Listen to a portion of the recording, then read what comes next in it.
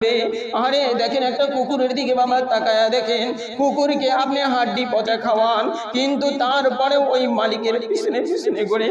আমি তো অনেকেই দেখছি মালিকের পিছনে পিছনে কুকুরটা চলিয়া যায়, অনেক দূর চলিয়া যায়, পাশের কুকুরগুলা তাকে আক্রমণ করে, সে সেদিকে তাকায় না, সে সেদিকে লক্ষ্য করে না। তার ওই যে দিলের ভিতরে ঢুকে গেছে, ও আমার মালিক, ও আমাকে হাড্ডি পচা যাই দিক, ও আমাকে খাবার দেয়। আরে কুকুরের ভিতরে এই বুঝটা আছে, আর আমার আপনার ভিতরে এই বুঝ নাই।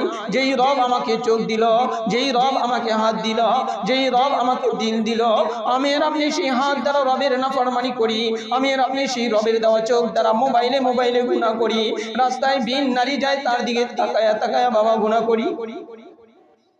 আর জবান দিছে, জবানটা দিয়ে আমি আর আপনি গুনাহ করি।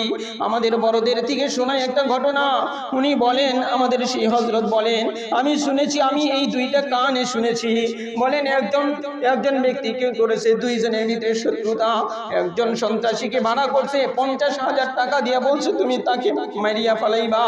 যখন মারার জন্য চলিয়া গেছে, সে চকের ভিতরে একটা টঙের উপরে থাকে, যখন সেইখানে চলিয়া গেছে, এখন দেখে যে এমন একজন ব্যক্তি, যেই ব্যক্তি আমার উপরে অনুগ্রহ করেছিল, এই সন্ত্রাসী কি করেছে, সেই 50,000 টাকা তার কাছে ফেরত দিয়া বলে, আমি পারবো না, আমি পারবো না, ওই ব্যক্তিকে আমি খুন করতে পারবো না। কই কেন পারবা না, কেন পারবা না?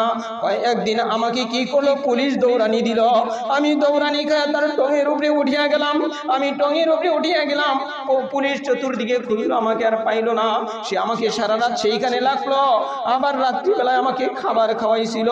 তাই তুমি 50,000 না 50 লক্ষ টাকা দিলেও আমার এই পিস্তলের গুলি তার দিকে যাবে না। ও বাবা দেখেন, একদিনের অনুগ্রহের কারণে, একদিনের অনুগ্রহের কারণে সে এত কিছু ভুলিয়া গেল। 50,000 টাকার মতো নগদ একটা পুরস্কার সে ভুলিয়া গেল, সে ভুলিয়া গেল। আরে তার উপরে যে অনুগ্রহ করছে তার সেটা স্মরণ আছে, কিন্তু যেই কপাল পোড়া সদা সর্বদা গুনার মধ্যে ব্যস্ত থাকে, সদা সর্বদা গুনার ভিতরে ব্যস্ত থাকে, ওই কপাল পোড়া আল্লাহ তাআলা তার উপর যে কোটি কোটি অনুগ্রহ করছে, কয় সে সেটা ভুলিয়া যায়।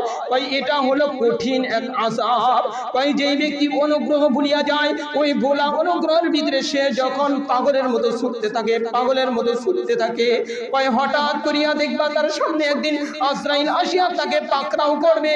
যখন পাকড়াও করবে তখন সে বলতে থাকবে, হায় আরে আমাকে একটু সময় দাও, কিন্তু বাবারে তখন কিন্তু আর সময় দেওয়া হবে না। তাই বাবারে এই রমাদানুল মুবারকে সবচেয়ে বড় যে আমলটা আমি মনে করি, সেটা হলো গুনাহ থেকে বাঁচেন, গুনার মজলিসে যায়েন না, মোবাইলের স্ক্রিনটা বন্ধ করে দেন। যে আল্লাহ